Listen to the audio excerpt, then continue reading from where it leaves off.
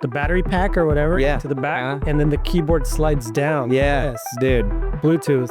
I don't do Instagram as much anymore, but the ad algorithm that they have, the advertising, I don't know how it knows me, but I've never bought stuff online other than on Instagram because it knows. $12.99 subscription. Is it for developers? Is this going to be the solution finally for Siri? I don't. Yeah. Sightbox, unbox, where we open the door. New podcast. We're back, season 3, episode 5. Dude. Heck yeah. 2 weeks in a row. All right. The new year.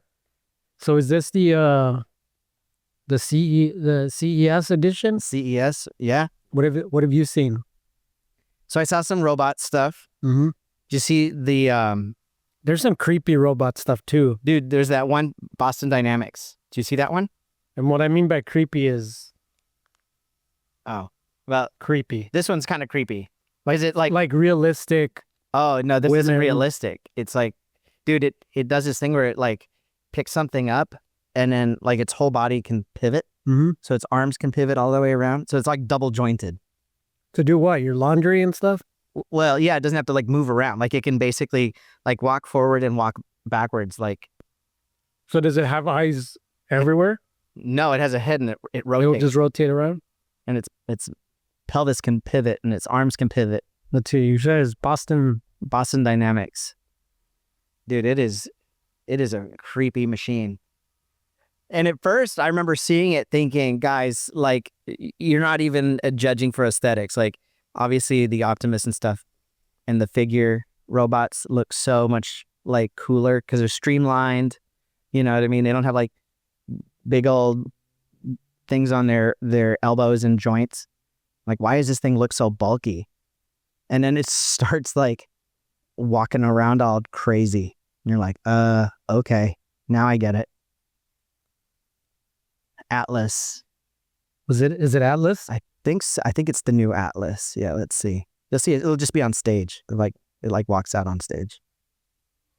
Okay, here we go. Yeah. Yes, sir. So look at its freaking hands move all crazy.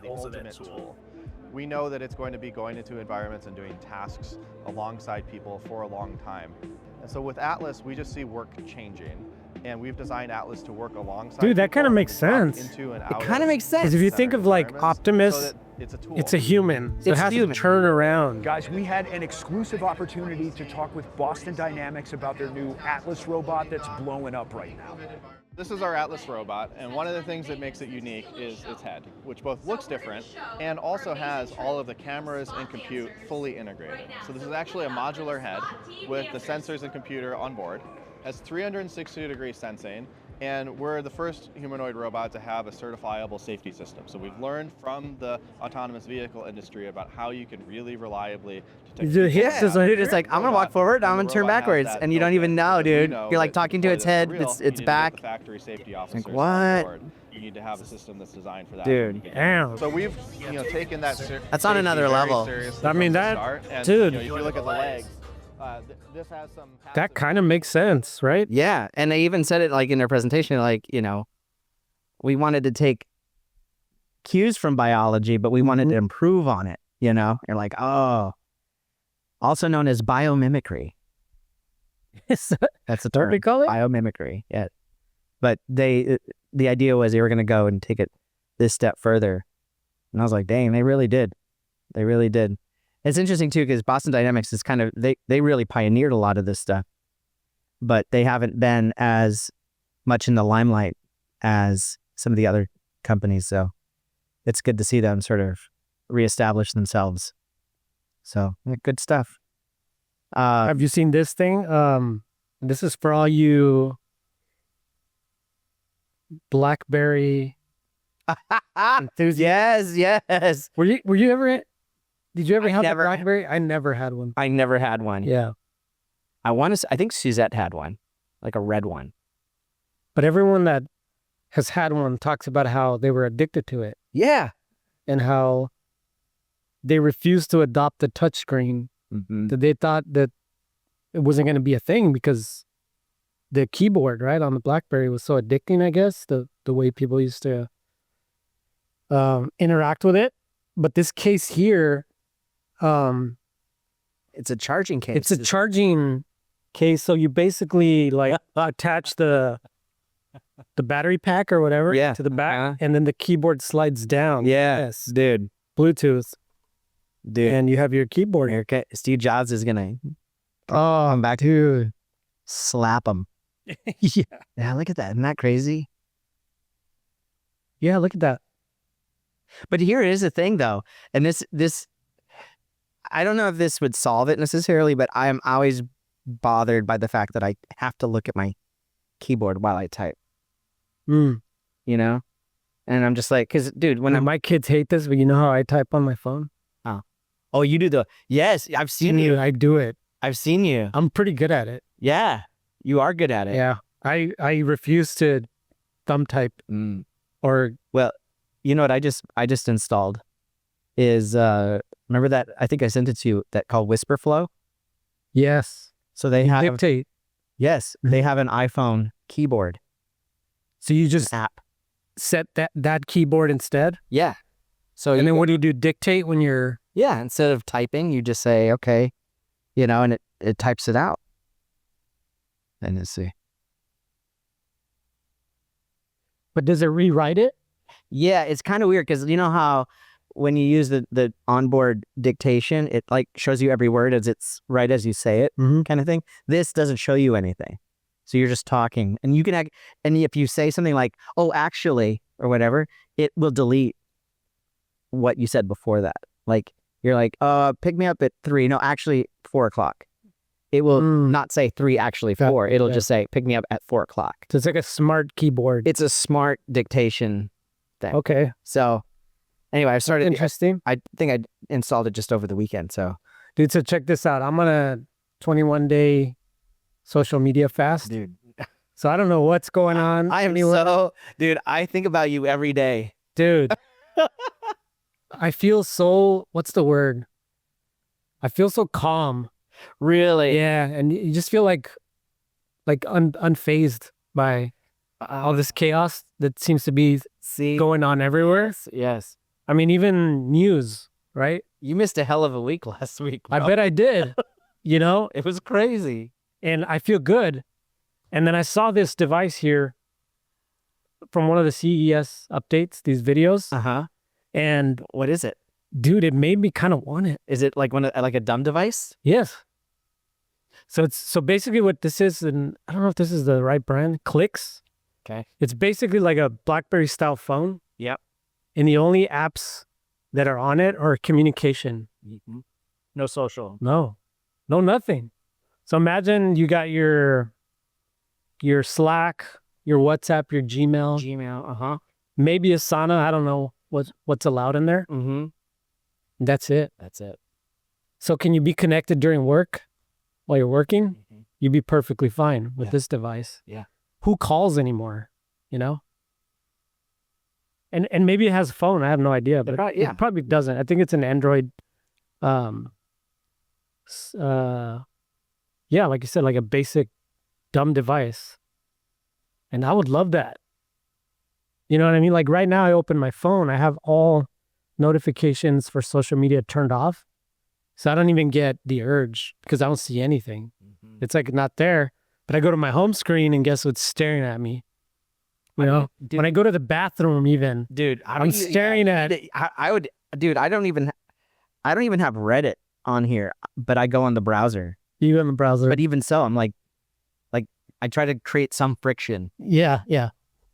How do you? No, I raw dogged it. Oh, that is I don't even think about it. that is some self. But this here is like something that I would love to test out. That's not a bad idea. Maybe. And you know what? Doom scrolling, even though it's fun, like when you're at home and it's, after dinner or whatever, Mm-hmm. but you don't realize how much time of a waste, dude. It's a time suck. TikTok. That was for me. Like TikTok. Like I would spend. It would just be an hour. Like before. Talk about brain rot. Before I even That's realized. yeah. it was That's an actual brain rot. Yeah. It was unbelievable. So now, and because Cynthia's doing it too, Mm-hmm. will be like, it'll be, past dinner and we're sitting around. Like, dude, we saw a couple of movies that we would have never watched because we just decided to watch it. We've had like family over and when everyone would be doom scrolling together or screwing around after dinner, we're not. Like, it's just different. It just feels different. And so anyone who's sitting there doom scrolling is by themselves doom scrolling, And so, and again, it's fun. I get it. I love the memes, the comedy of it, of stuff, but it just feels different. So I wonder if I could get away with something like this. You should try it for a while. It's just a good test Yeah. to see. And then also it's like, what am I actually missing out on? Yeah. And once you realize that nobody cares about you, Dude. right? Then you feel free. Yeah. Really. Because that's the thing. Our egos are wrapped up in it, and especially people that post constantly. And I don't post a ton, but I'm, what's the first thing you do? You open Instagram or whatever, see what everyone else is up to. Yes. Right. To make sure you don't miss anything. Right. And then you realize, once you realize too, that is anyone going to notice I'm not here looking at their updates or stuff? Sure. You're like, you're not that important to everyone that's out there. Probably not. And so We're not going to miss you. it's not that big of a deal. No. Like the kids say, it's not that deep. It's not that deep. So Man. I'll probably jump back on in some capacity when I'm done with this, but Yeah.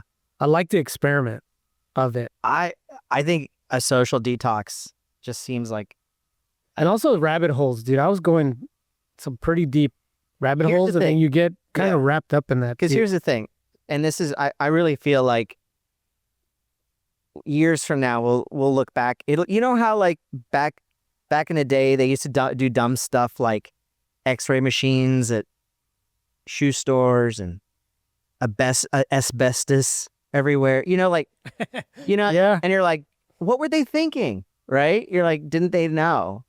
I think future generations will look back and be like, you just guys went like straight into like social networking, like straight in, like user generated content, like unlimited, like raw dogged it like that. Like, were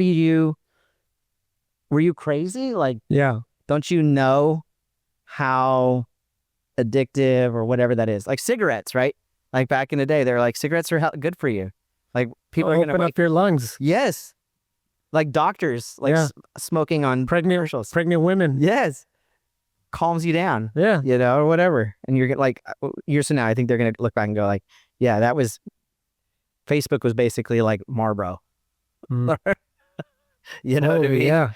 Yeah. So I don't know. I think there's something to be said for some of the, but here's the thing. The incentives on social are a little screwed up in the fact that the algorithms are intended to keep you on, right? Mhm. And I've had to explain this to my girls because they're on, they use like YouTube shorts and stuff like this.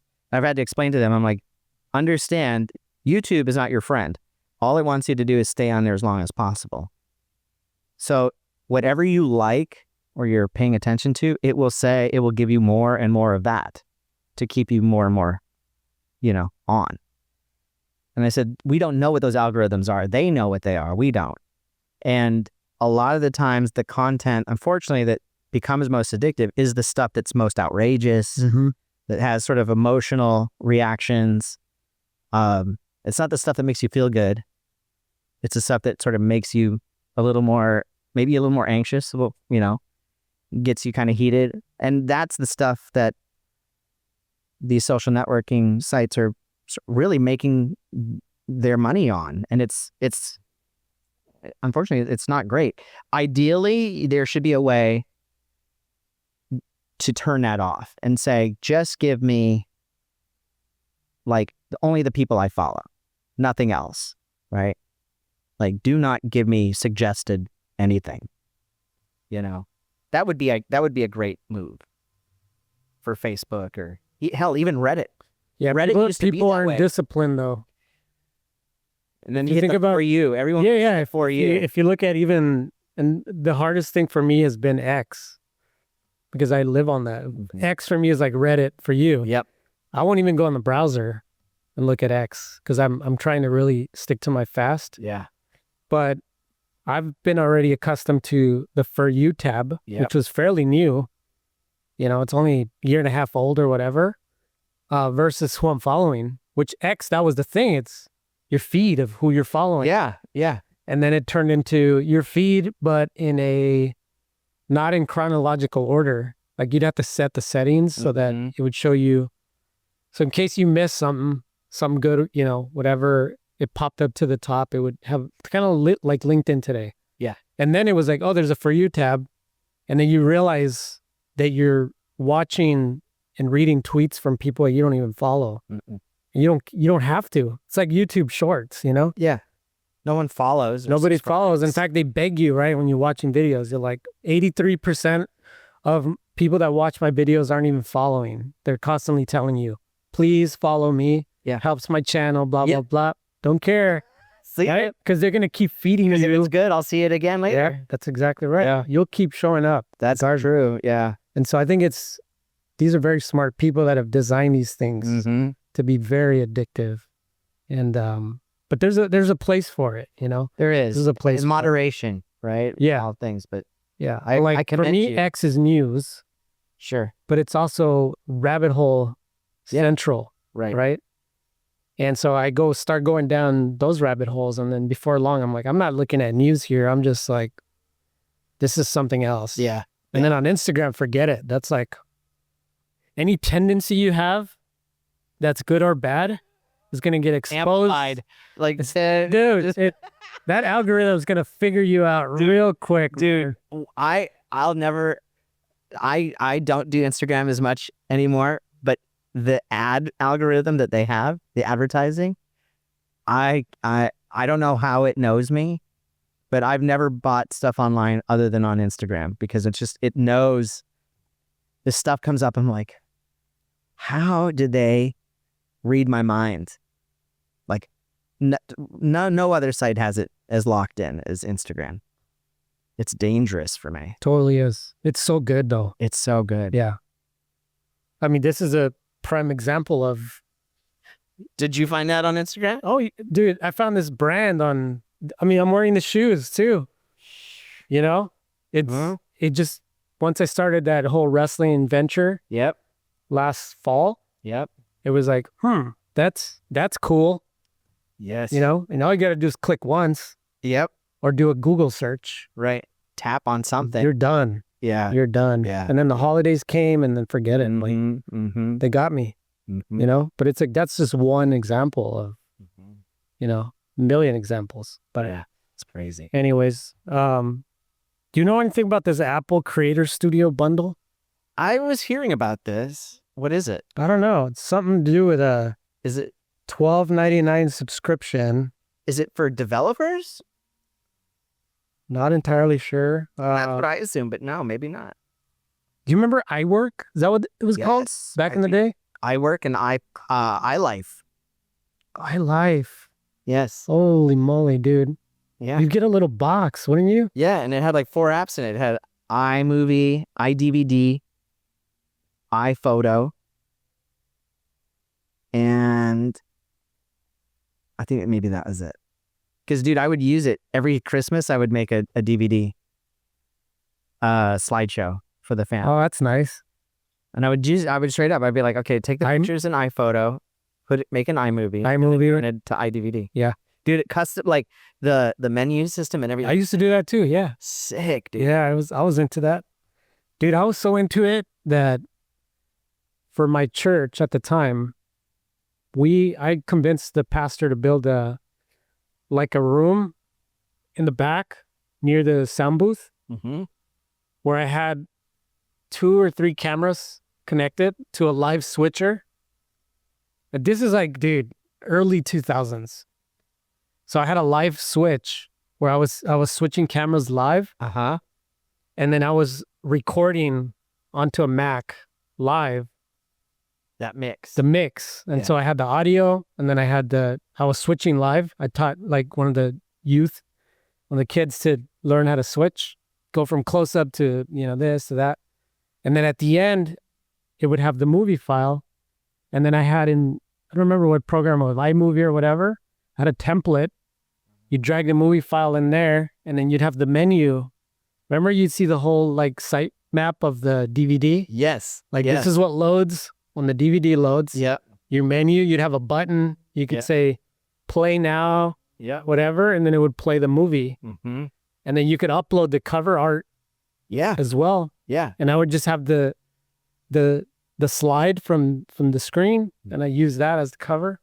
And then I would burn it at the end of service while like music's still going on. No. And at the end of it, I'd have it already done. No. And then I had a tower where you could burn 6 DVDs at once. At once. So I had 6 blanks. I would load the master, and then I'd hit burn. Yeah. And it would take like 15 minutes or whatever. And it would burn. I'd have 6 copies, and then I'd have the thing you would do with the printer with the CD covers. Yeah. Little Put stamp. it out and stamp. It's like a sticker. Yeah. And you'd go, Ever? Kunk kunk. yep. Dude, I had the whole setup. Dude. By the time people were being dismissed, I would sling DVDs. How did you like that? That was a great sermon. Well, how much did you like it? Here we go. $5. You know? Ready with the DVD cover and everything. That's 'Cause I had it all set up in that little room, like just. Dude. But you know what else I use that burner for? What? Movies? Remember Netflix? I can't be the only one that did that. I do that So you're telling me, wait, hold on, wait, two wait, at a wait. time. We're done. in the church office there. Yeah. Remember the two at a time? Yeah. You'd pay for 1, 2, or 3, or whatever. Yes. I would do the 2 at a time. Uh-huh. I wouldn't even watch them right away. I'd just bring them, burn me a copy, and a friend or whoever, a couple. And then I had a binder. You know those CD binders? Yes. I just, with a marker, whatever movie. Dude. Slip, 2. So send it out. Give me Another another more. Dude, I still have the binder somewhere. Stop. Loaded with movies that I would just burn, dude. Mac Ripper. That's what it was. Dude. You load the DVD into the Mac. Yeah. You load Mac Ripper. It would extract the contents of the DVD into like a file, and then you'd load a blank, and then it would burn it. Just as it was. Yeah. Yeah, on there. And then from there, I would use the duplicator to make copies of. So you're like, hey, do you like that sermon? That was pretty good, right? $5. But if you want to see like Yeah, I don't even remember what movies they were out back then. $6 for Yeah. you're like, you bring out the binder. Yeah. Okay. You like the Matrix? Yeah, the Matrix. I got It's it. 10. $10. Yep, cash money. There's no Venmo or PayPal back then. Oh shoot, dude. Yeah, dude. Wild. Sell it as a combo. Like, Yep. dude, that's crazy. All right, so let's see what this is. What So is it says $12.99 a month, includes access to Final Cut Pro, Logic Pro, and Pixelmator Pro on Mac and iPad, as well as Motion, Compressor, and Main Stage. So it looks like they're going after that video editor, Mm-hmm. kind of like the Zach. Would you pay $12.99 for? You're using Premiere, right? Like, who would switch? I feel like they're losing people. Like, I don't know. I actually don't know anyone who uses Final Cut. Not anymore. For a while, it was hot. Yeah. I mean, Logic Here's our Pro. standard. There are. I mean, the truth. Here's the thing. The truth is, I think there are those diehards that are still using those, but Apple never made the transition to like a subscription, right? So you'd always have to spend like $400. Yeah. Here's the other thing too. I could be wrong, but I don't know a single person that does any production work on an iPad. No. And they're always slinging it like, ooh, look, somebody's on their iPad, doing editing, timeline stuff. And you're just like, no, nobody does that. No. And so they're slinging it like, see, a Mac and iPad. Yeah. I don't think so. However, I did see one one tool at CES, and I don't remember the name of it. I'll have to search it. And I was actually going to send it to Zach. What have we been talking about for years about a terminal? Right? For years. So I think it was software and hardware, but I don't remember exactly. I have to look it up. But they were doing editing where all the files were stored in the cloud, and there was no lag. I mean, like gigabytes of files, and people were editing collaboratively, like you were in Figma. We've been talking about Figma for video, right? Editing, and these people like cracked it. Damn, I have to look up what it is because it was sick. That's amazing. Did you see anything else while I look this up? I think we talked about it last week, the Legos. Yes.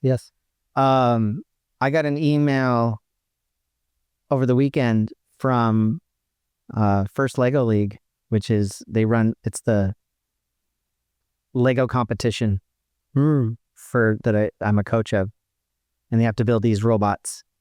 And they announced a new AI kit that they're going to come out with this year. And so, and I don't know, I think we probably talked about, I probably mentioned, I'm like, Lego is going to have to sort of do something to take advantage of this AI stuff, because it's sort of like you're teaching kids using antiquated approaches, right? You're like, it's really not,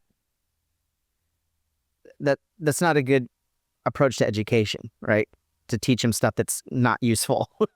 And so somewhere along the line, they're like, okay, yeah, we do need to sort of update things. And so even the code builder, it's not just building lines of code, you're building logic. And you're saying, okay, in this case, do this, or be approximate to this. And so it's building more logic than it is like strict directions, So I think it'll be a nice move. And they're going to allow a couple of years to transition out of the current stuff into the new stuff. But it's interesting. I think I'm excited about that. And it looks like Lego's getting with it. Like they're definitely sort of seeing the future, and embracing some of this technology into it. God knows they're sitting on so much cash. For real. Who knew? Who would know? Would you have predicted that Legos would be hot? No. At our age? Dude, they were almost like not even cool when we were kids. Like they were almost like. I mean, I never had them. Did you ever have Legos? No, never did. To. See, I had them, but I felt like they were kind of. Not everybody had them, like you said, but they were only so cool. You know what I mean? They were like you don't play Legos with your friends. No, not really. You know what I mean? You play G.I. Joes with your friends. Ninja Turtles. Like, you'd pull out some of the other action figure shit if you really want to play with your friends on that. Legos, you don't pull out the Legos to play with your friends. No. That was sort of like solitary, like I'm going to build something and then like kind of like imagine a little bit and then whatever, and then I'll build something else. So it's very, very much more like a solitary thing. Anyway. Oh, and then this. Yeah, we'll wrap with that. Kind of wrap with this, but what do you know about this? Other than, is this going to be the solution finally for Siri? I don't. Dude, have you tried the new Gemini? No. So I upgraded my Google Home Mini to the Google Gemini. How did you do that? Through the app? Yeah, it just takes you through a couple things. Okay. All it does is talk different. All it does is sound has a better voice. Dude, it still doesn't know jack crap. I'm going to dump everything Google. I'm so disappointed. Yeah. Because I was like, you'll ask it something, it'll be like, yeah, I don't know. You're like, but that means then if I upgrade all our Google stuff to Apple, we're going to be stuck with the Google. See, that's the thing. Anyway, right? Yeah, like that's what I'm saying is like, I don't know if Gemini, at least in my experience, the chatbot stuff hasn't been great. So that's a shame. We'll see. It's just crazy that Apple is just like, well, we'll use OpenAI for this release, and then we're going to switch to Gemini. Mm-hmm. But it doesn't even work well, dude. Like, I hate this product. Yeah. It's useless. Yeah. I It's don't get it. absolutely useless. It's useless.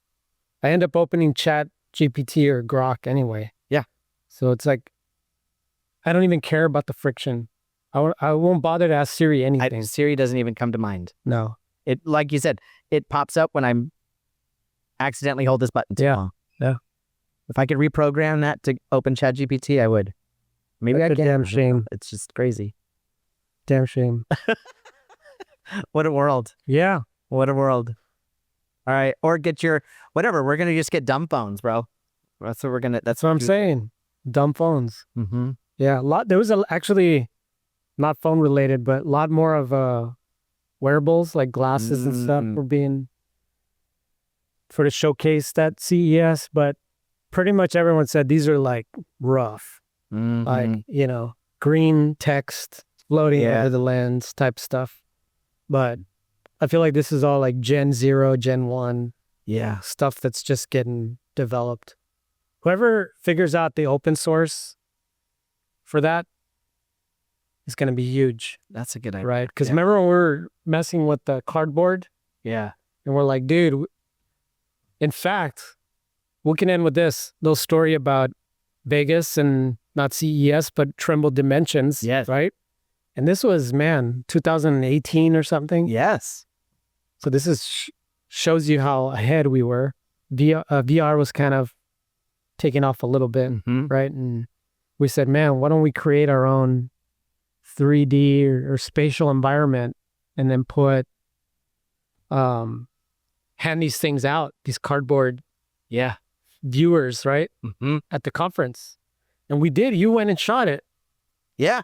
You went out and shot on a field, right? I shot all this 360 footage. And so the idea was that you could sit in the driver's seat of a tractor. It's tractor, right? As it autopilots driving down this thing. Yeah. And so you would put the viewer on. Yeah. And you would be able to look around the field, but from the perspective of the driver. The driver of the tractor. That's right. And then we had a menu, didn't we? Yeah, we had like 3 or 4 videos that we had shot. That we had linked. And you would like, you would like look at one and then like push the button. Yeah. I would play that one. Yeah. And we branded these. Do we have them? It might have one somewhere. I have it in a box. Yeah, we have them somewhere. Well, there's one of the old cards. Yeah, it's basically just a Google Cardboard. Yeah, but we had it skinned. Yeah, show the people at home what we're talking about. So this is how cutting edge Sightbox was. This is 2018. Honestly, think about this. Yeah, this is literally cardboard and plastic, right? Velcro. Yeah. And what would you do? You would put your phone in it. But that's all this is. Yeah. Yeah. So you'd put your phone in here. Yeah. And then you would load. It was a QR code we had. Yes. Click that, it would load the environment. Yeah. On the phone, and then you would just wear it like this. Yep. Just like that. Yeah. And move full around. spatial 360. Yeah. It was sick. And people loved it. Yeah. 2018. We got outdone though, because someone else had some like you could drive a tractor. Did you see that one there at the? I think so. Yeah. They had like a simulator. Yeah. Yeah, but come on, for a giveaway. I know. That was great great have a idea. giveaway, but we were ahead of it. We were. But these things are coming, and whoever could crack the open source here, then you're onto something, because then we're going to preload it with something, or we're going to create content for these things that people will get to access, and then we'll be able to hand these out, at conferences or to clients or whatever, ship them a box and be like, ooh, this is cool, and then have our stuff, right? Loaded on there. From Sightbox. That's right. Get it? Sightbox. Glasses in a box. From Sightbox. A box for sight. Clarity. Clarity for your brand. Coming to you 2026. Yeah. All right, we're out. Peace. Sightbox, unbox, where we open the door. New podcast dropping like never before. Tapping AI, here we got the cure. Founders for founders, the vision is pure.